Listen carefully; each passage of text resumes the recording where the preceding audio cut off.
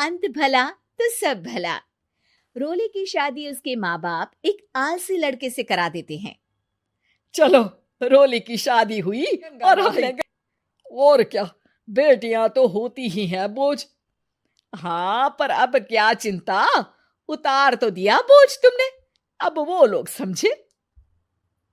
ससुराल में रोली का पति कहता है, देखो, मैं कोई काम नहीं करता, ये बात तुम्हारे मम्मी पापा को बता दी थी मैंने।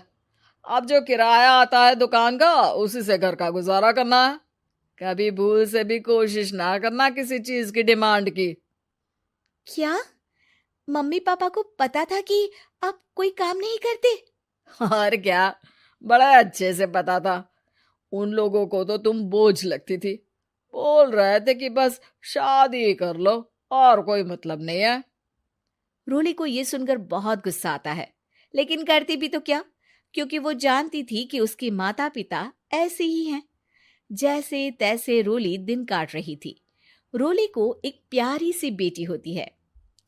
धीरे धीरे वो बड़ी होती है और उसके साथ उसकी जरूरतें भी बढ़ती जाती हैं। सुनिए जी, अब तो सिमी बड़ी हो रही है, उसका स्कूल में दाखिला कराना है।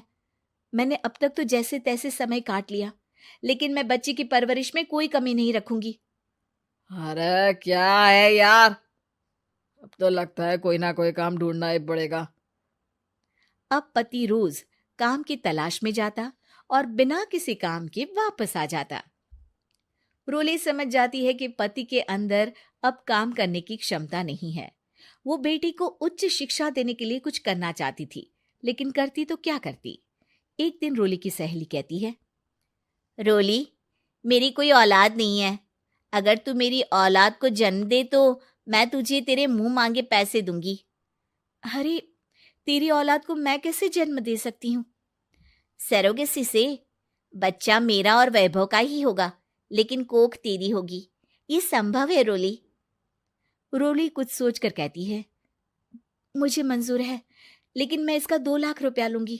अरे कोई बात नहीं, मुझे मंजूर है।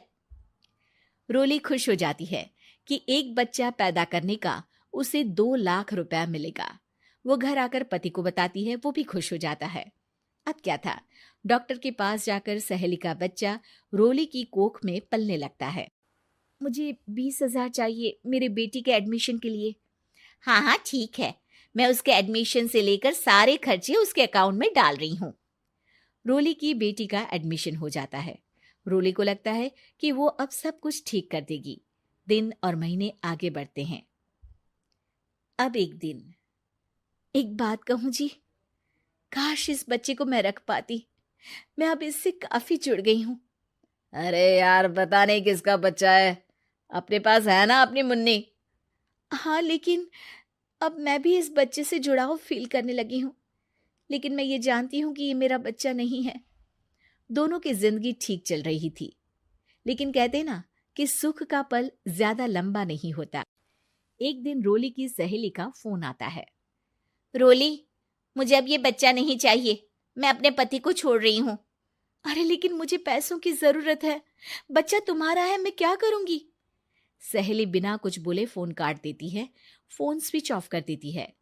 लेकिन रोली के जीवन का तूफान यहीं नहीं रुकता। रोली, मैं इतना भार नहीं उठा सकता। आज पढ़ाई का पैसा मांग रही हो, कल को शादी, कॉलेज और पता नहीं क्या क्या। मैं तुम्हें छोड़ रहा हूँ, अपनी बच्ची उठाओ और निकलो इस घर से।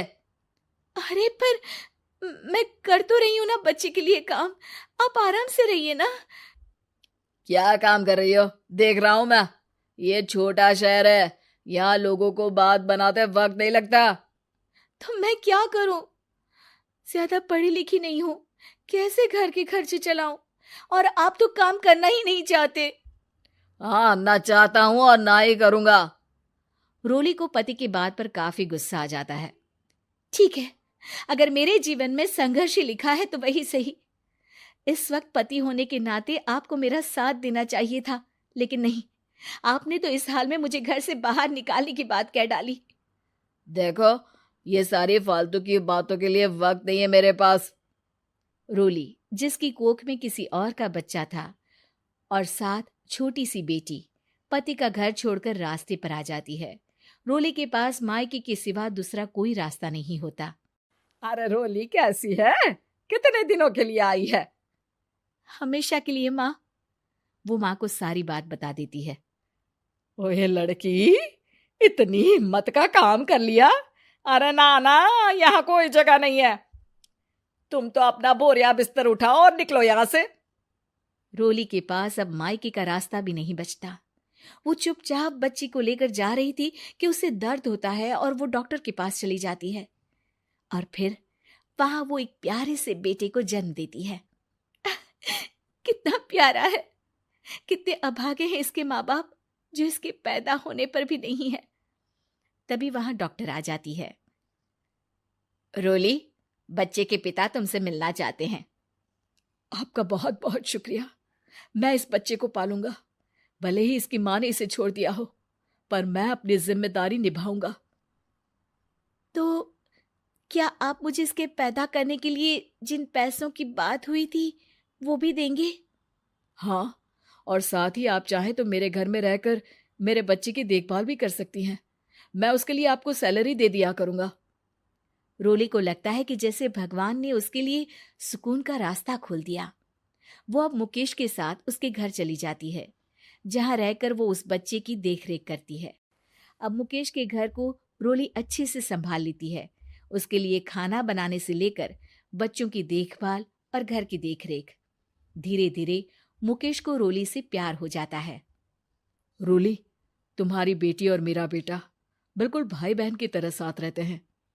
हाँ, आखिर है तो एक ही कोख के बच्चे, अटैचमेंट तो होगा ही ना। रोली, तुमने घर और मुझे दोनों को संभाल लिया। ये तो मेरा काम है। आपने भी तो मुझे छत दी जिससे मैं अपनी बेटी की पढ़ाई और भविष्य के लिए पैसे जोड़ सकूं। अब रोली, क्या तुम मुझसे शादी करोगी? अब मैं जानता हूं तुम्हारी भी शादी कुछ खास अच्छी नहीं रही। रोली को मुकेश की बात ठीक लगती है। वो उसे हाँ बोलने की सोच ही रही होती है कि उसके पहले पति का फोन आ जाता है। रोली, मैं बहुत परेशान हूं। मेरा एक्सीडेंट हो गया है। मैं चाहता हूं तुम वापस आ जाओ। रोली को पुराने पति की चिंता होने लगती है। वो सोचती है कि वो क्या कर रही थी। हाँ हाँ ठीक है, मैं आ रही हूँ। हाँ रोली, आ जाओ, लेकिन बच्ची को कहीं हॉस्टल में छोड़कर आना, क्योंकि मैं नहीं चाहता कि हम लोगों के बीच फिर से वो सारी बातें हो।